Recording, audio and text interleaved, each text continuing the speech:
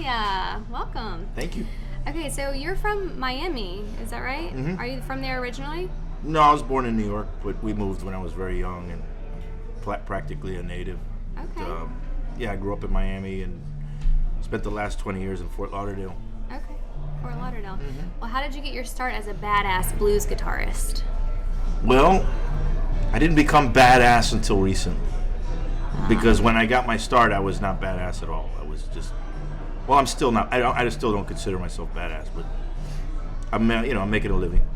But I just did what every middle-class white kid does. I guess gets into blues. They just start off listening to rock and roll and then play that, and then once you get exposed to the blues, it just changes your life. And then in high school, I started playing more Muddy Waters and Buddy Guy and Junior Wells and stuff like that, and then I went to college and still played, and then when I got out of college I got a job as a social worker. I was actually a caseworker for the state of Florida welfare office, and I did that for 4 years, and then I met Junior Wells in 1997 and I jammed with him.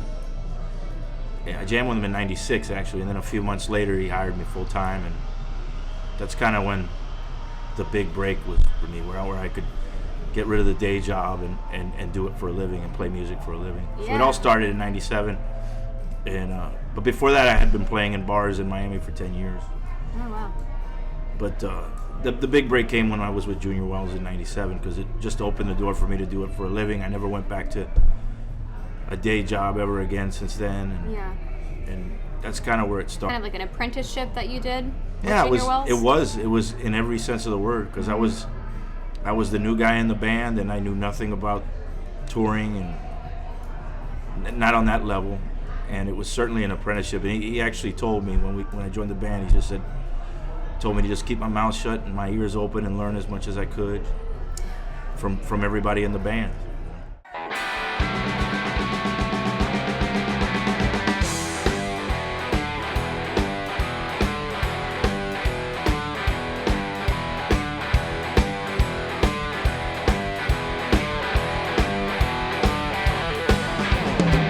Working out day in the sun.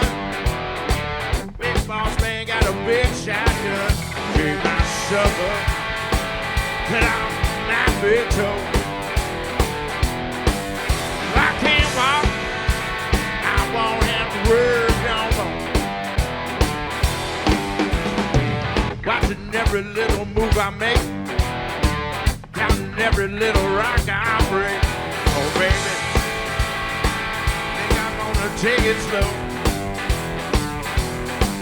If I can't walk, I won't have to work no more.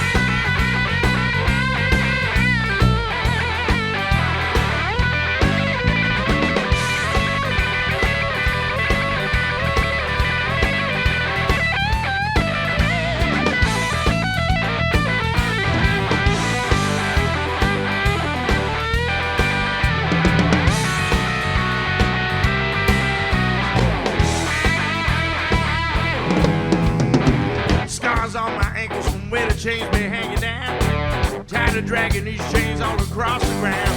Take my shovel, let out my big toe. If I can't walk, I won't have to work no more.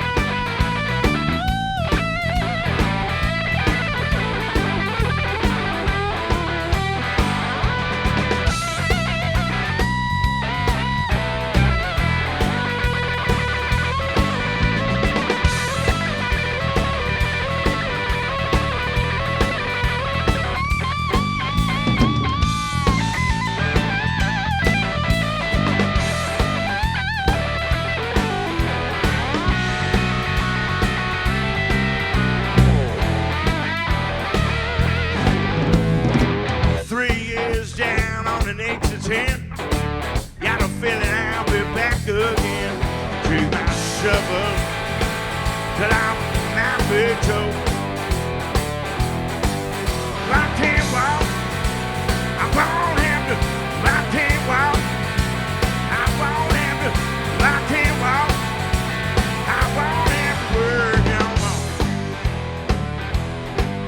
No more. No more. No more.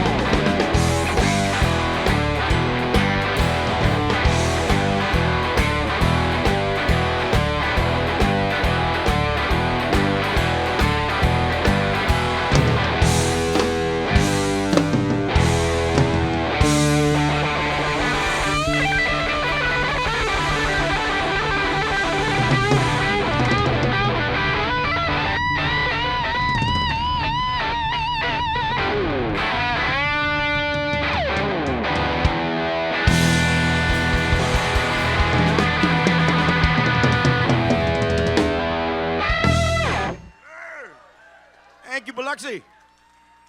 Thank you. We're the Albert Castiglia band from Palm Bay, Florida. It's great to be here. It's wonderful. Give it up for the wonderful staff here at Ground Zero.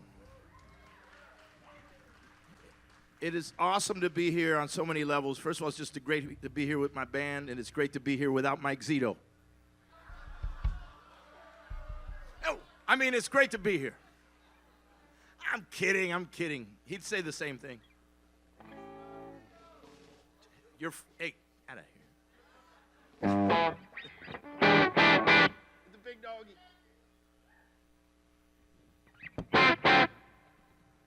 One, two, three.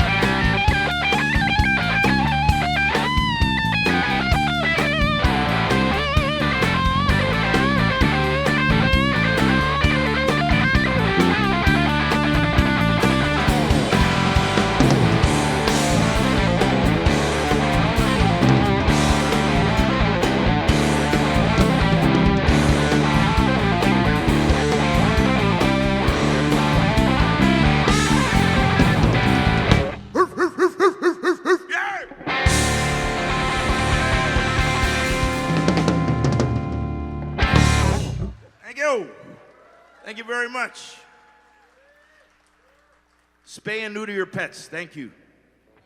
I'm really very happy to be here. I didn't think I was going to make it. At some point last year, I had gotten my appendix burst, which if you ever experience anything like that, it's one of the worst things ever.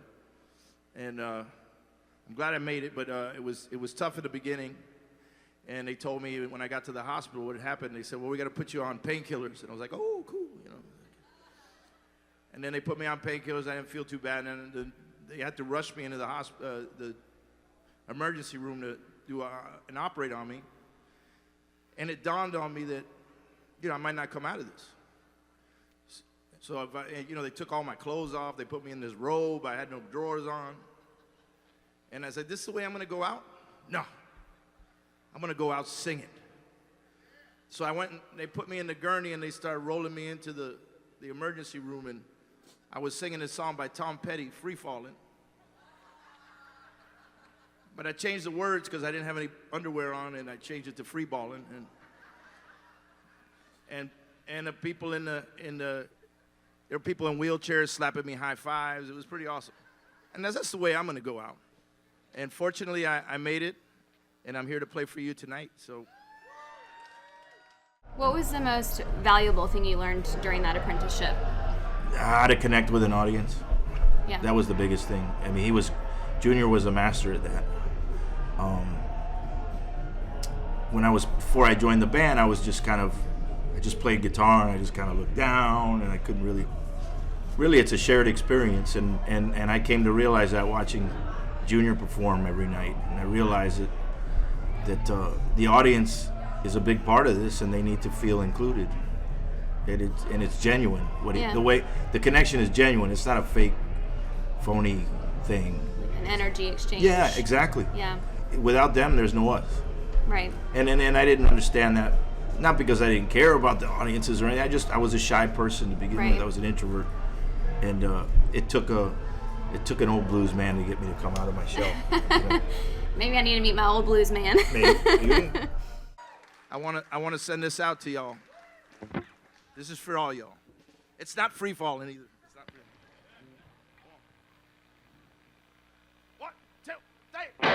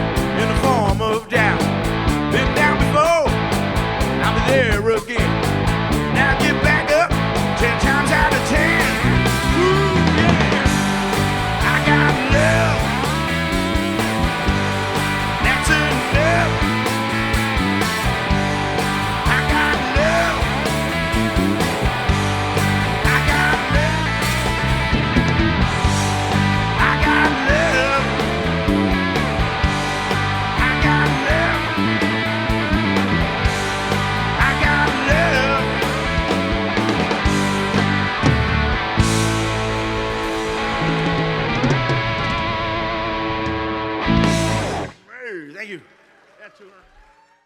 Okay, so also in addition to Rain, which that's amazing that you've gotten your daughter on this, Daniel Nicole, Daniel Nicole, yeah. Joe Bonamassa, am I saying that correctly? Yeah, that's correct. Ali Venable, Rick Estrin, Jimmy Carpenter, Josh Smith, Gary Hoey. Your husband. My husband. My husband is also Josh Smith, yes. No, it's not him, though. Not him, different Josh Smith. And Monster Mike Welch. Very cool. Very cool. Great list of people. Great musicians, list good of friends. people. Mike Zito, my blood brother partner, you know, he owns the label that I'm with. Okay. And he put out an album a few months before I did. And it's a great record. He had Joe Bonamassa produce it. And my concern was that I didn't know what I was going to do. It was time for me to make a record. And I didn't know where I was going to do it. You know, he had Joe Bonamassa producing it. He produced his record in L.A. At Sunset Sound Studios, where Purple Rain was recorded, and Appetite for Destruction by Guns N' Roses, and Nevermind, all these incredible rock records. So my concern, there wasn't going to be any money left for me to make a record. Right. But he found a little bit of money and sent me to San Jose, California to record at Kid Anderson's studio at Greaseland. And it was Mike's idea to make it a guest album. And I was worried I wasn't going to be able to get any of these fine folks on there because they're much more successful than I am, and they're very busy. And Joe Bonamassa was the first one to sign up for it. He signed up, and then Papa Chubby came. And Kingfish was going to be tough because he was one of the biggest blues artists around. And Zito had trouble getting a hold of him, and all I had to do was text him. And I said, hey, you want to play on this? Yeah, sure, send me the track. It was very easy. And normally it's very hard to get these kind of records together because everybody's got different schedules. Right. But they all worked with me, and it meant the world to me that they could all be a part of it. I probably won't do another record like that because you can't make too many friends records. People get tired of that. But I mean, this was for me. Yeah.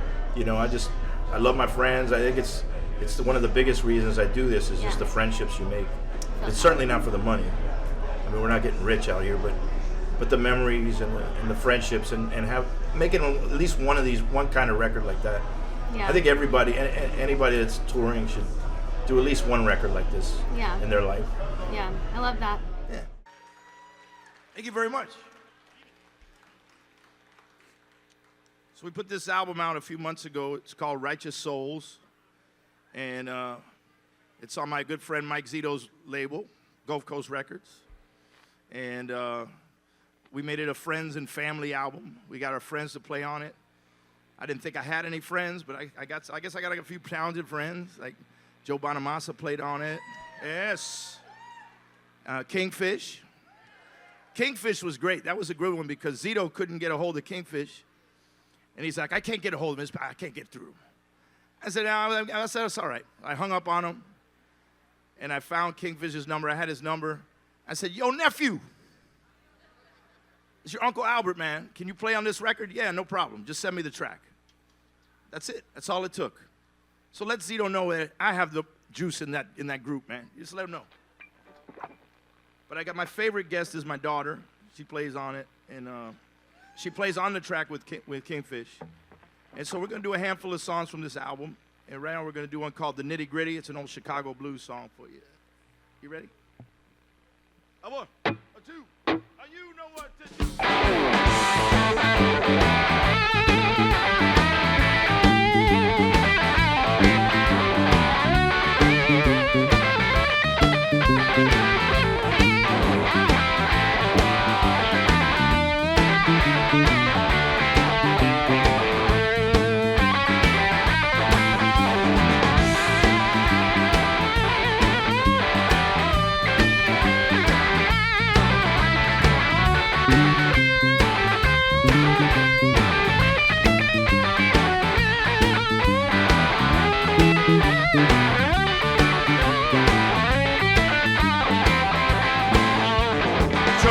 You love me, you told me a lie.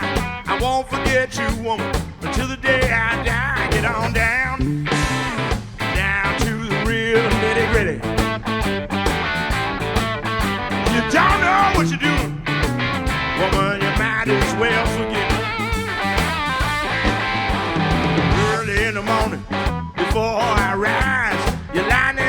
me with them bloodshot eyes. Get on down, down to the real nitty gritty. You don't know what you're doing, woman, you might as well forget it. Get on down, get on down, get on down, head on down, get on down, down to the real nitty gritty. Don't know what you're doing, woman, you might as well forget it.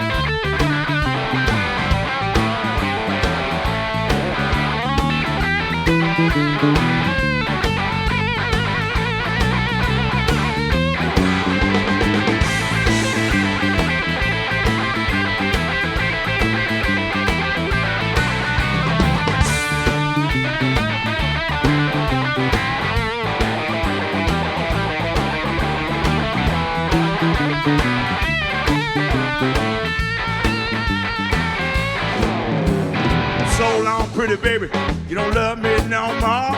I really want to stay, but I think I better go. Get on down, down to the real nitty gritty. You don't know what you're doing, woman, you might as well forget it.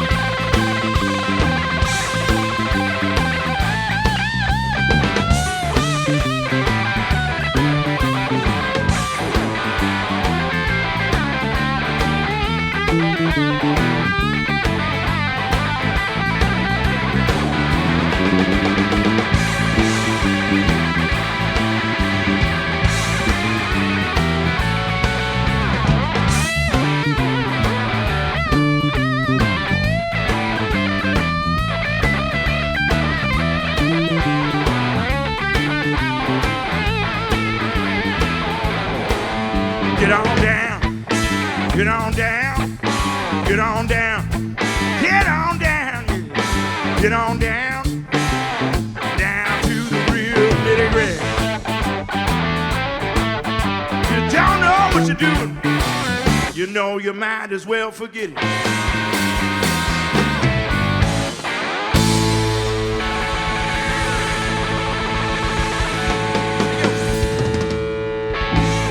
Very much, y'all. Thank you. Thank you. All right. Yeah. I put a couple of Junior Wells songs on the album because if it wasn't for Junior, I wouldn't be here tonight. Yeah, be careful. There's a camera here floating around, so if you're with someone you shouldn't be with, get the hell out of the way. Watch it. Gonna create some misunderstanding there, Jay. Watch it. Oh. On the next Jerry Springer, watch out. But if it wasn't for him, I wouldn't be up here right now if it wasn't for old Junior Wells. So we put two songs on the album, and this is my favorite one right now, and it's called Come On In This House. And it goes like this. Oh, thank you. Thank you. What did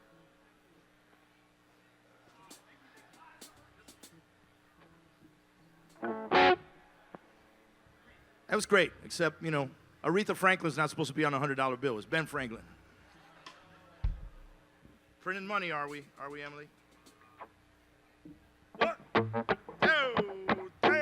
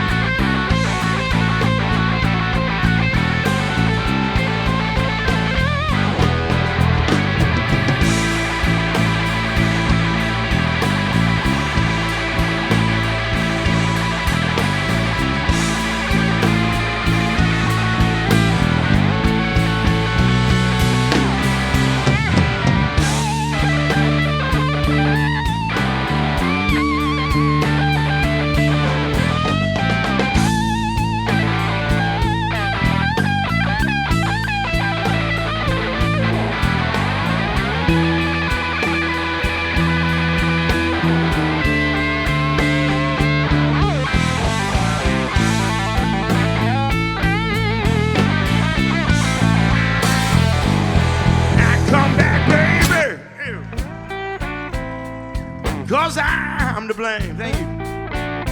I got another woman. You could have your other man. I'm begging you. I'm begging you to come on in this house, y'all. Yes, this old house. Hear me holler. Whoa, yeah, yeah, yeah, yeah. I love you so.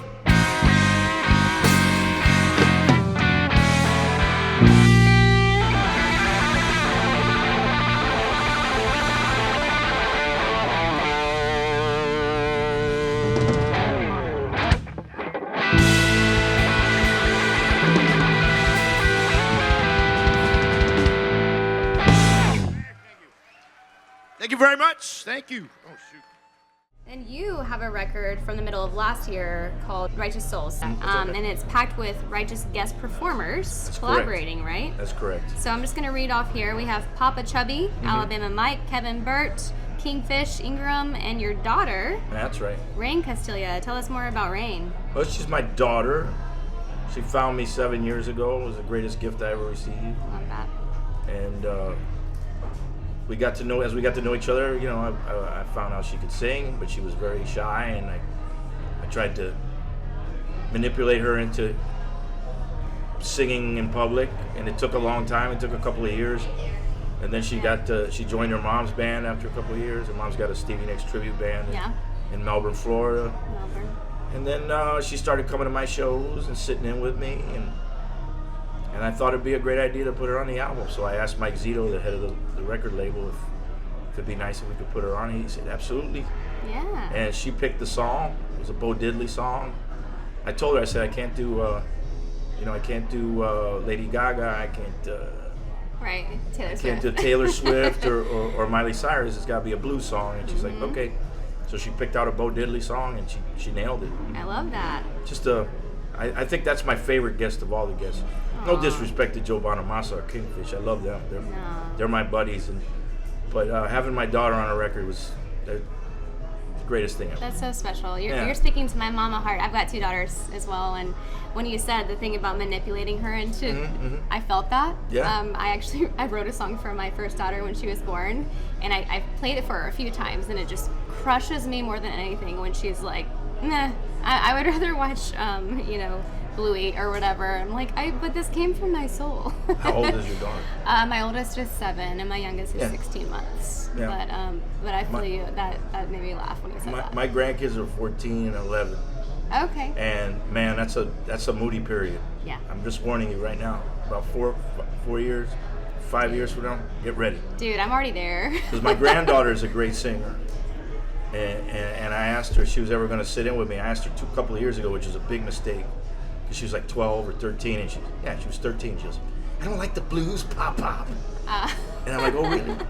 The blues is what puts food on my table. Right. And I started turning into Junior Wells, and I started going off on her. I was like, you know, don't disrespect the blues. The blues is what pays the bills here, and what lets me buy you all these Pikachus and Pokemons and all this crap you like. And the blues is my job. No, she doesn't. She does not. One day she will. I go, the blues is my job, and she goes, Pop, there's other jobs you can do. And I'm like, hey. I blocked her on Facebook after that. And then I refriended her. You blocked her on Facebook. That is the best. For like 5 minutes, and then I refriended her. Oh my gosh, I love it. You know, I have a feeling if Facebook is still a thing when my daughter's 14, I have a feeling I'll block her and refriend her at some point. You will. Many times. Yeah, daughters. It's something about girls that age. All right, I was one. That's how I know. Oh my.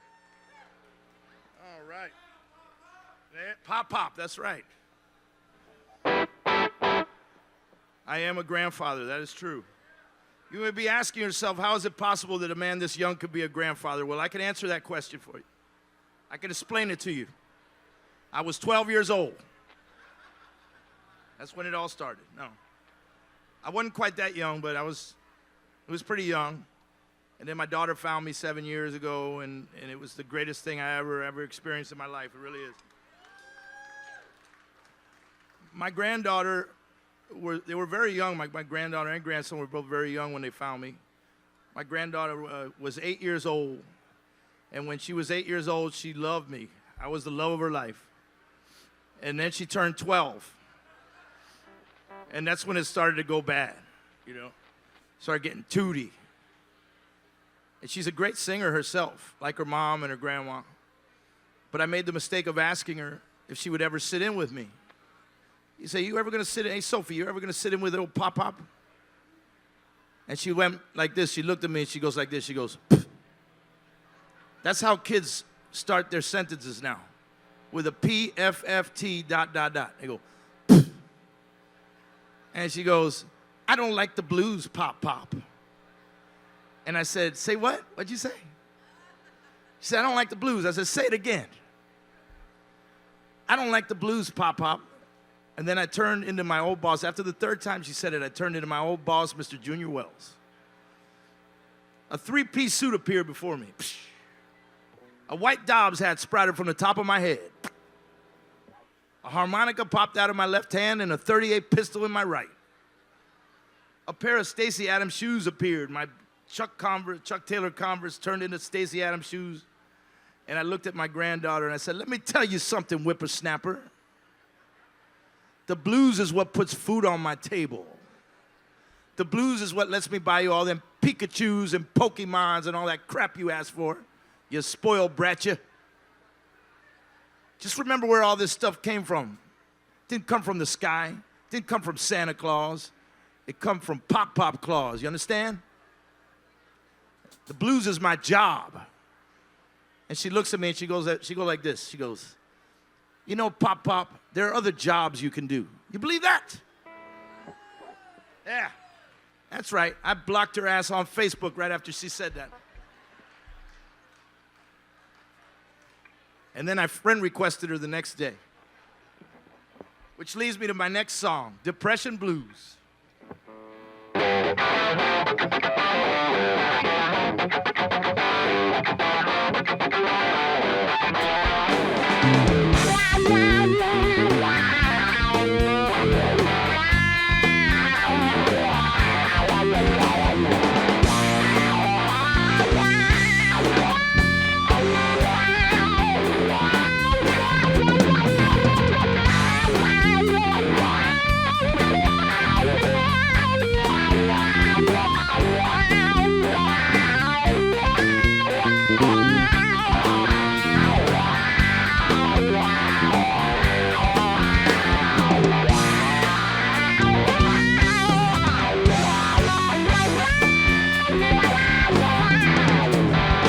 In a depression,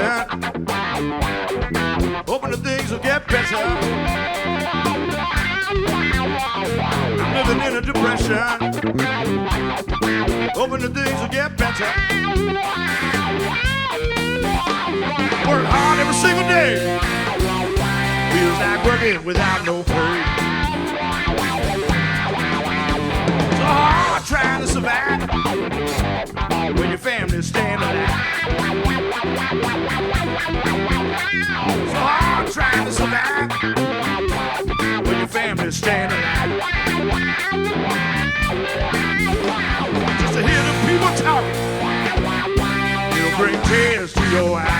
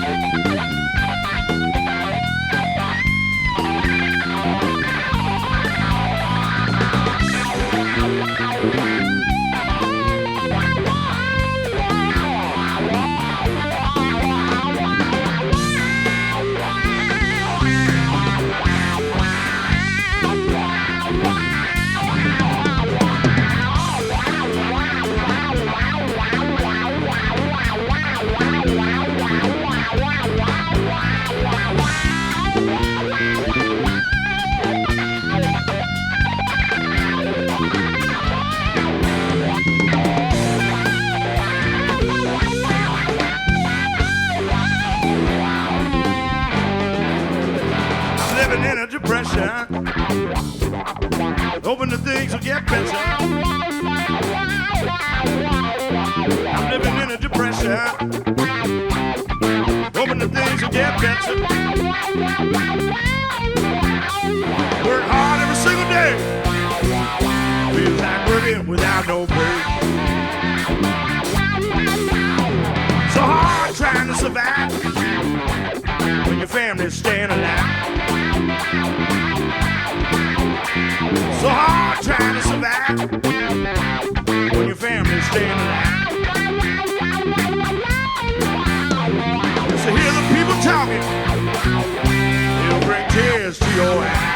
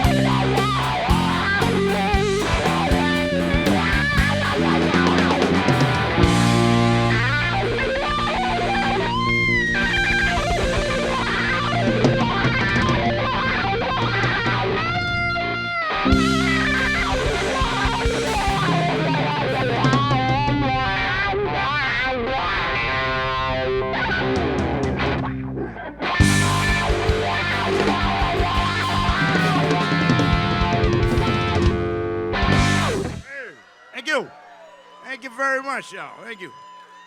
Yes. Yes. I restricted her TikTok access too. No more TikTok for Pop Pop. That's it. You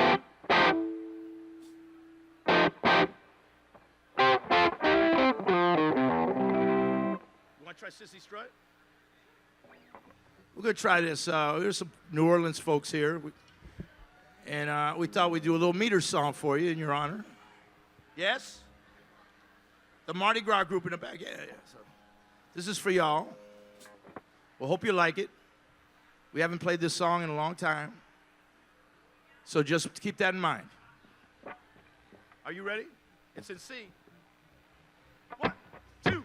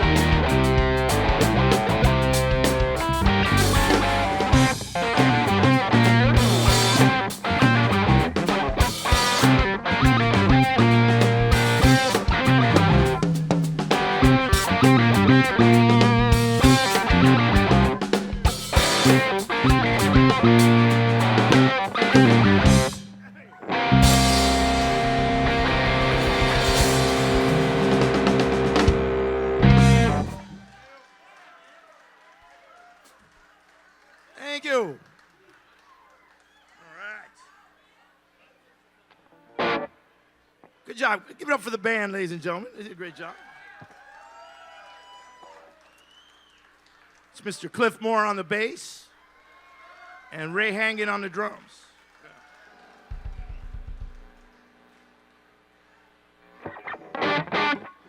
We're going to do a Buddy Guy song that's on the new album.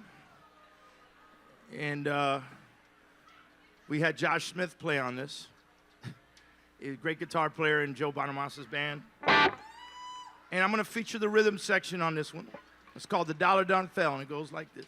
By the way, we have all this stuff for sale tonight.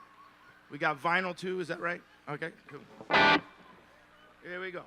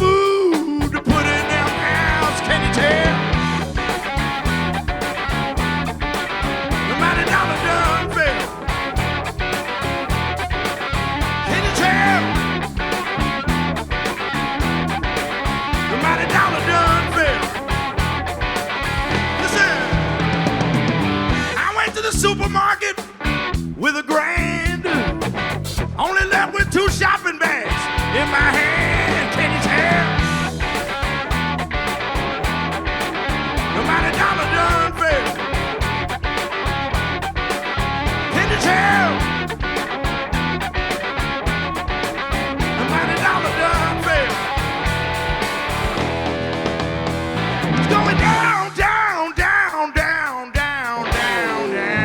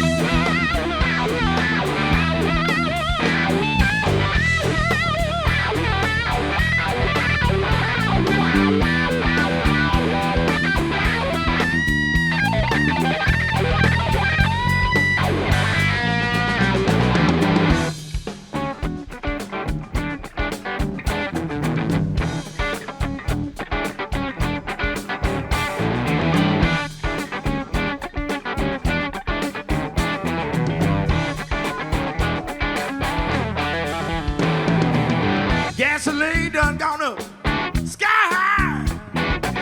Had to park my car, can't afford to drive. Can you tell? No matter dollar done fail. Can you tell? No matter dollar done fail.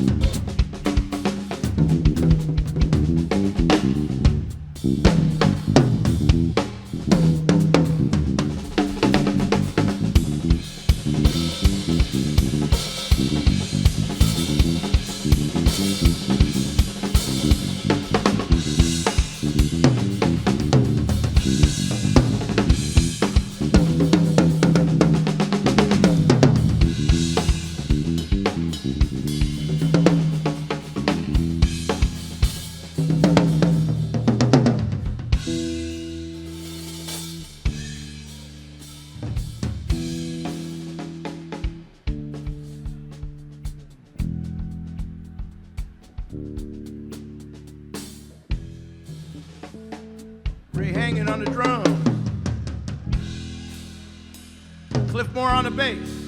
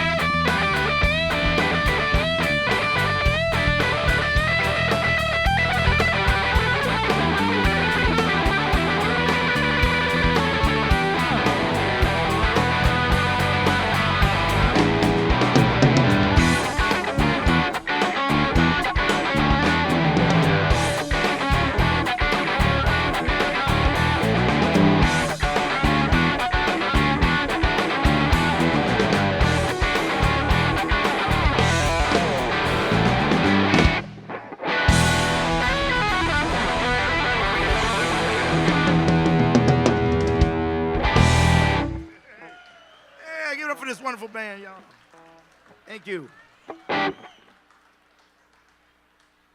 So Cliff, our bass player, Cliff, had the wonderful opportunity of touring with the great late Michael Burks, and his bandmate is here tonight, and he's a good friend of mine, and an incredible B3 player, Mr. Wayne Sharp, and I'd like to bring him up to play with us on a handful of songs.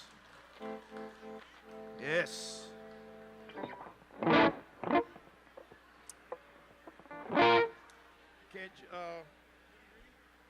No, we already did Nitty Gritty.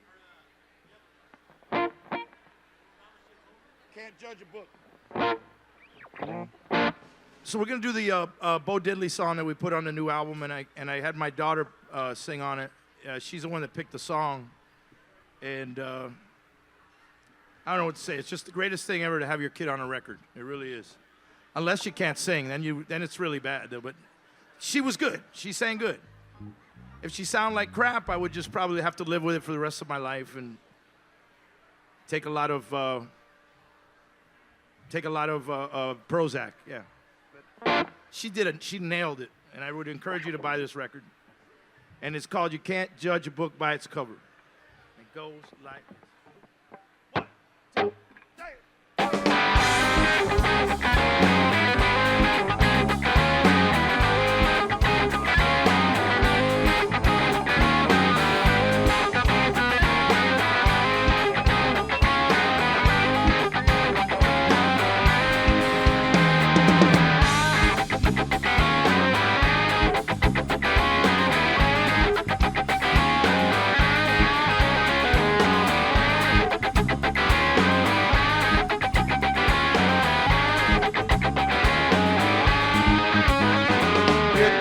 Judge a honey by looking at the bee.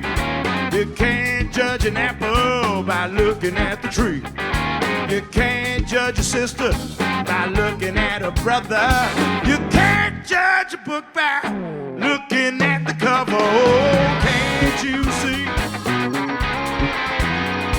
You misjudge me. I look like a farmer, but I'm a lover. Judge a book by looking at the cover.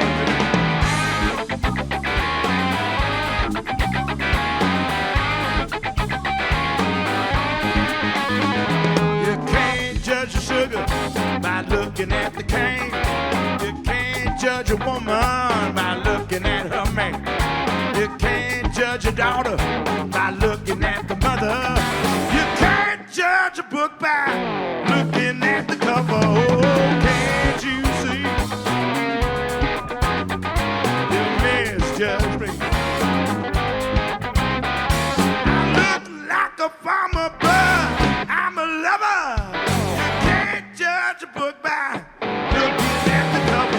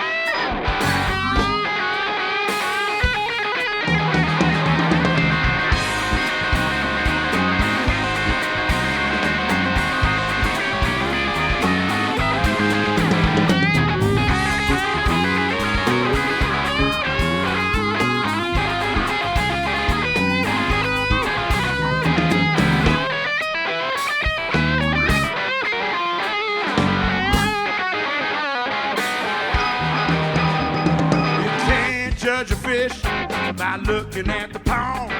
You can't judge a right by looking at the wrong. You can't judge one by looking at the other. You can't judge a book by looking at the cover. Oh, can't you see? You misjudge me. I look like a farmer, but I'm a lover. You can't judge a book by looking at the cover.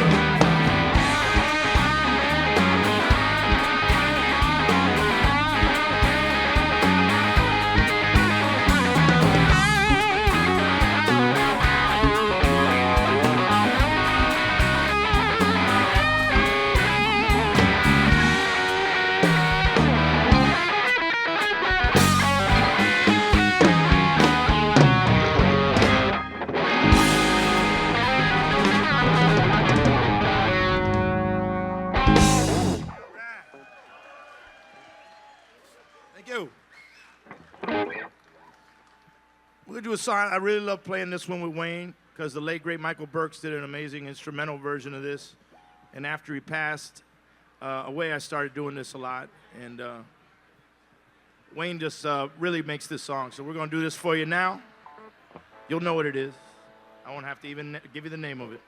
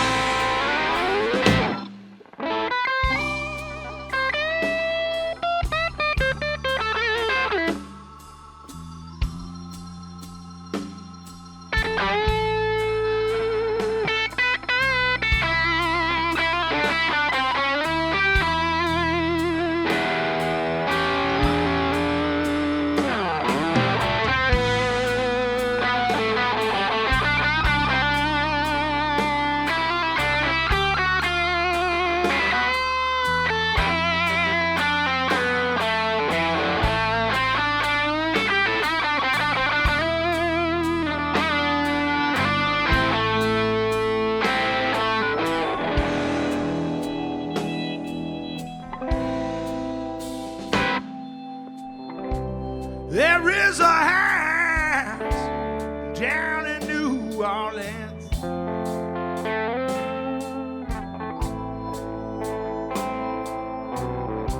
They call the Rising Sun.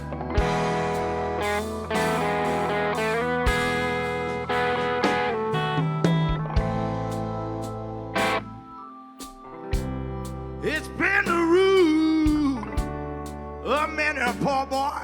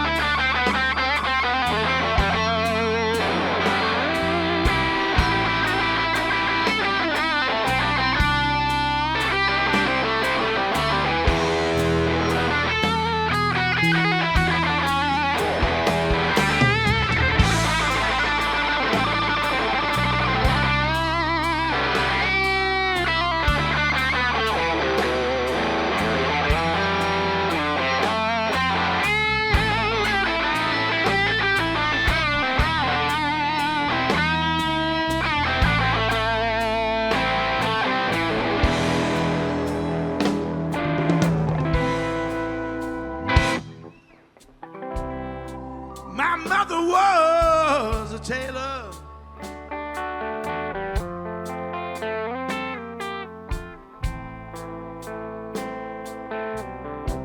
She sold my new blue jeans.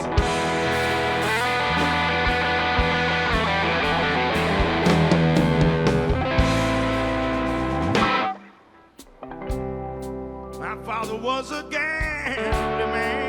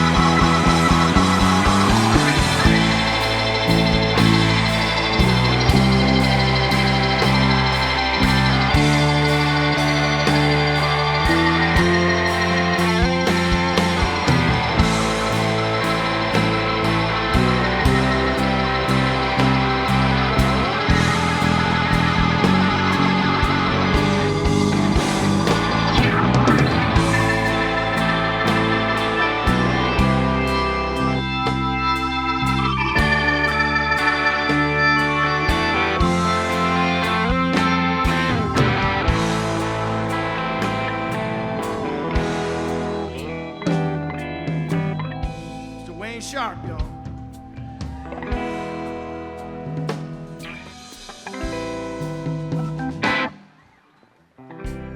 One foot on the platform,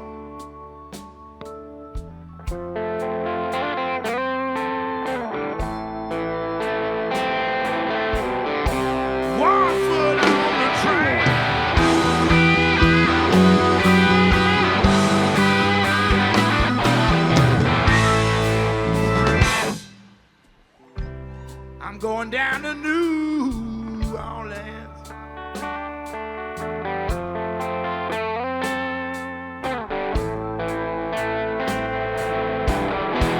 Get my ball and chain.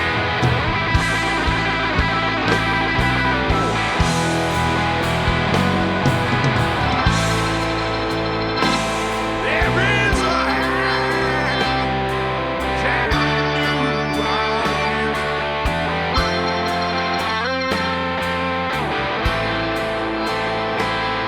They call the rising sun.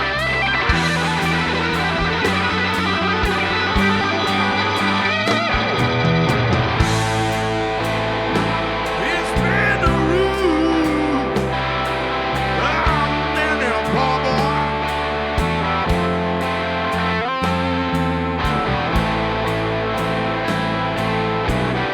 Lord, I know I won.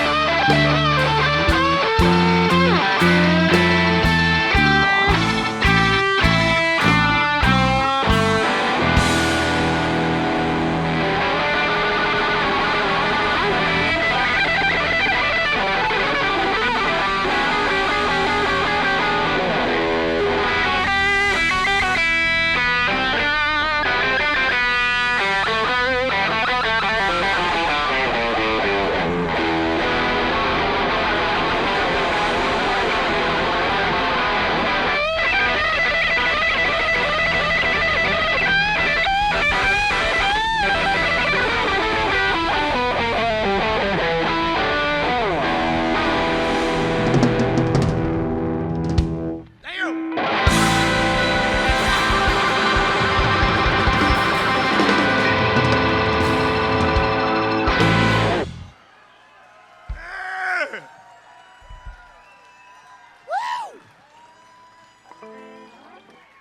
Mr. Wayne Sharp, y'all. Do one more. Yeah. That was fun. Let's do that one again. No, I'm kidding. I'm kidding. I'm kidding. Once perfect. Twice, no, it's to put people to sleep. We're going to do another Junior Wells song for you. It's a song called I Should Have Did What My Mama Told Me To. It's a song I can relate to on so many levels because my mother had higher aspirations for me. She wanted me to get into banking. She wanted me to be a banker. And I tried it. I was a teller for a few months. Kept coming up short. I don't know why. Kept coming up short at the end of the day. I don't know. Wasn't cut out for it. And I said I wanted to play music, and they said, well, whatever. And then I got the job with Junior Wells, and then they started to get, they thought maybe I was serious about it. And then he got sick and passed away, and then I tried doing my own thing and struggled for a little bit. And they were like, well, maybe you should go back to work and get a real job. And I said, no, I'm going to do this. And I kept doing it, and it paid off. So, and I want to thank my parents for their wavering support. Thanks, Mom. They're on the old Albert train now, see? What? Good.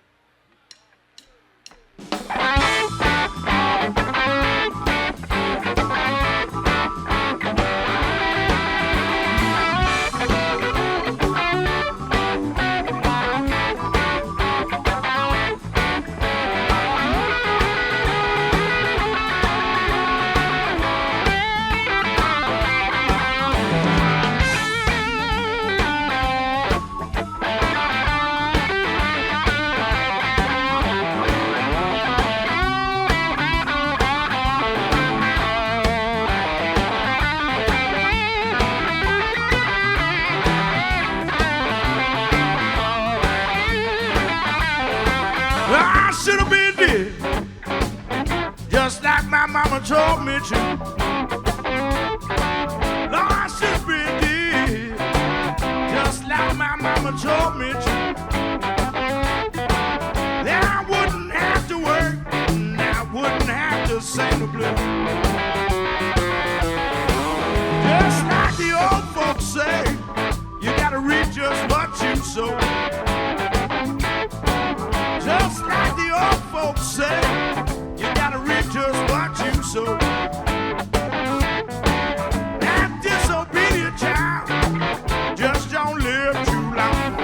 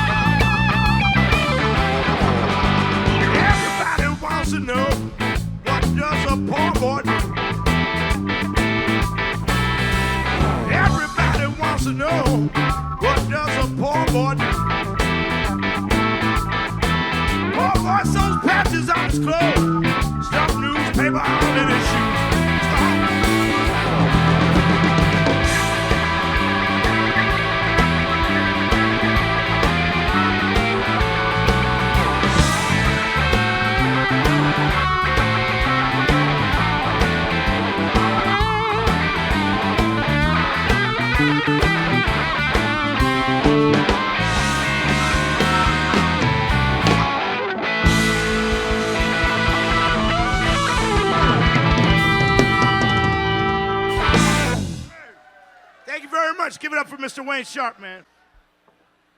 All right. Where's Alabama? Alabama in the house. Here you go. Oh, my God. There's so many of them. All right. Roll Tide or War Eagle? Which one is the other?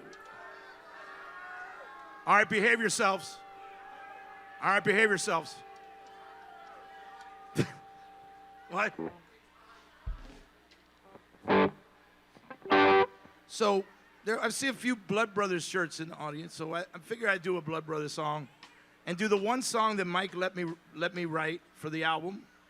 I really appreciate his generosity and giving me one friggin' song on the album. He wrote all the rest of them, got all the money, and I got this one song. Ooh, hey, I need to tune this up. But it happens to be the best song on the album, so I mean, that's all right. He works in quantity and I work in quality. That's how it works out with my thing. You know what I'm saying? Please don't tell him I said any of this. He's very sensitive. So you and Mike Zito appeared here at Ground Zero in We Biloxi in 2022 with the Blood Brothers tour, right? Mm-hmm. Tell us about that experience. That was wonderful because I had never played at Ground Zero ever, not even the one in Clarksdale. So it was very special, and to be there with Mike was great too. This Blood Brothers band's been taking off the last couple of years. We've been touring all over the world, and Bill Murray loved the band so much he joined it. He joined the band for a little bit, and he's done a few things with us. Yeah, we just really? played. Yeah, pretty amazing. Wow. Yeah, his brother John introduced us to him, and we played his golf tournament in St. Augustine, Florida, and he sat in with us and did 5 songs, and he loved the band so much he wanted to do a bunch of dates with us. So wow. we just played in New York City. And it's really a whole different level than being in our own bands. The food's a little better, the travel's a little easier. Yeah. The sheets are a little softer. Oh yeah, the hotels are a lot better. No numbers in those You'll hotels. have TVs in the mirrors. So how did that happen though? Did he just wander on stage or? No, it was, so like I say, his brother, John, he was introduced to Mike and I about 5 years ago. Okay. 6 years ago. And we became friends, and every time we played in New York City, he'd come and see us. And all this during this time that he'd known us, he told Bill about us. Okay. And finally, Bill said, he said, why don't you have him come over to the Caddyshack tournament? It's this charity golf tournament they have in St. Augustine, and they have a concert thing. Jamie Johnson was there with Maggie Rose, and we were invited to play. And they let us know ahead of time that he wanted to sit in with us. So we worked on some 60s rock and roll covers that he liked. He's a big fan of the British Invasion era, 60s, Dave Clark 5, okay. Animals, the Kinks. He loves that stuff. Nice. So we worked on some stuff. We did like a Rolling Stone by Bob Dylan with him. Mm-hmm. And he had the crowd in the palm of his hand. He's got this charisma about him.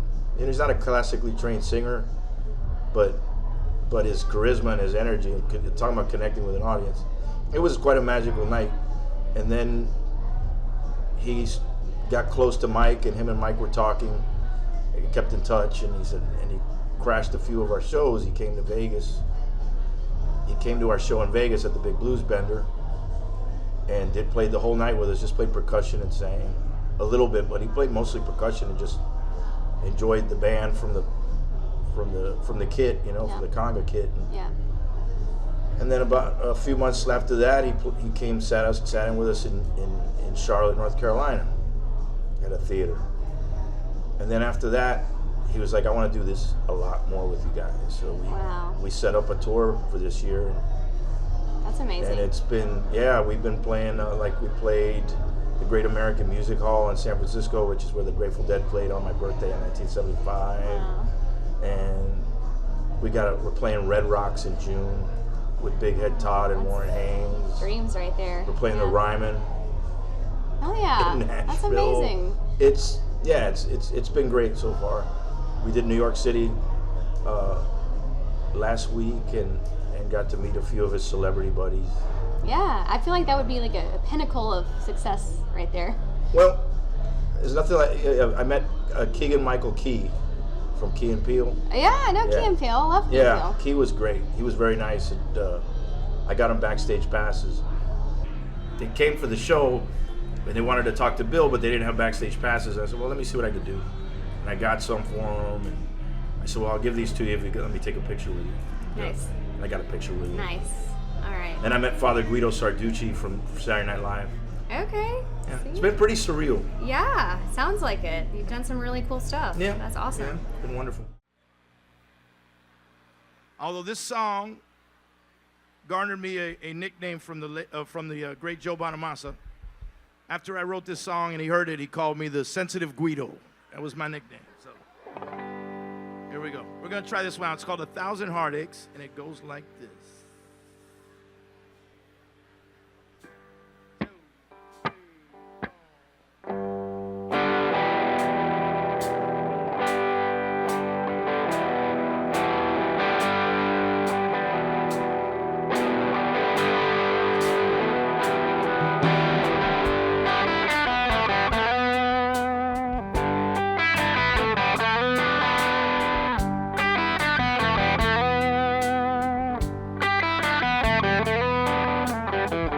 Every time I see you, I just die a little. Unrequited love's the worst of all. My mind's on a tightrope, not a thing to break my fall.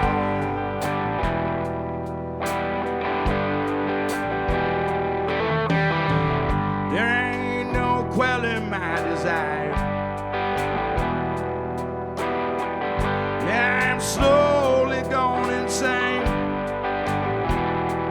The gods of fate have spoken. Put them locks upon his chain.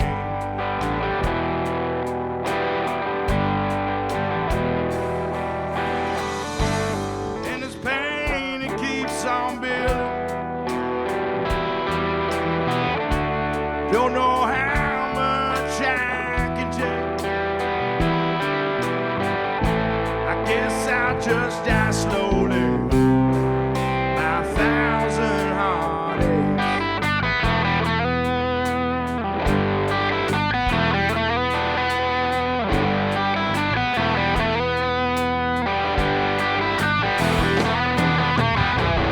Never was and never will be.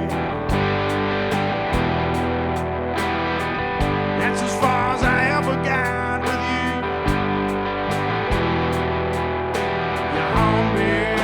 Dreams do, till I'm tattered from the blue.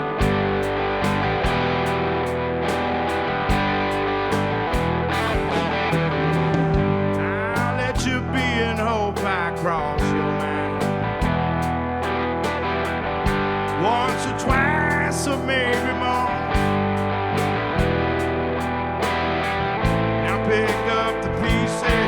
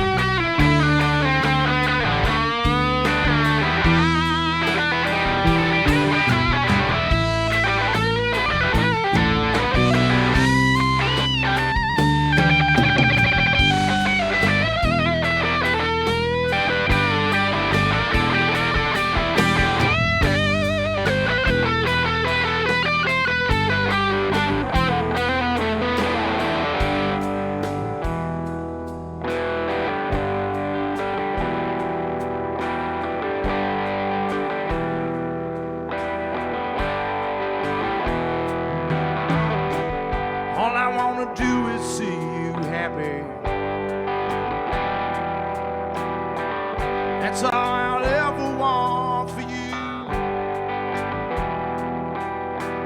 Though we ain't together, doesn't mean that it's untrue.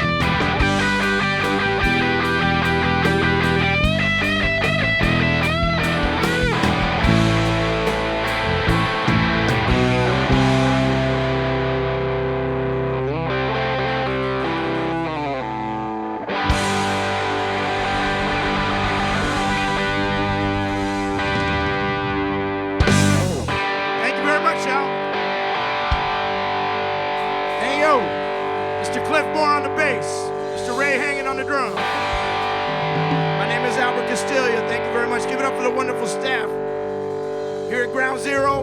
I hope we get to come back. We're going to close out with some Freddie King. Buy a CD on the way out, or come say hello. Thank you.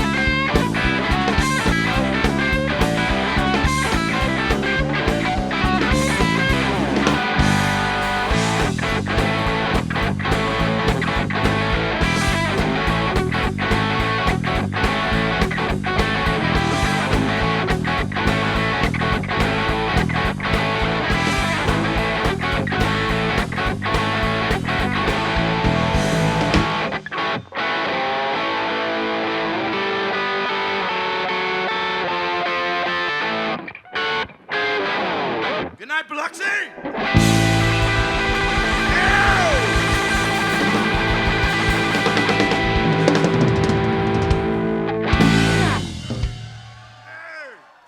Thank you. Well, money comes and goes, but legacies last Exactly. forever, right? And Exactly. it sounds like you're doing the damn thing and killing it. So, Albert Castiglia, enjoying it. so good to meet you and Good talk to meet you. you. Thank you for having me. Thank you for your time. I'm looking forward to hearing Anytime. you. Thank you.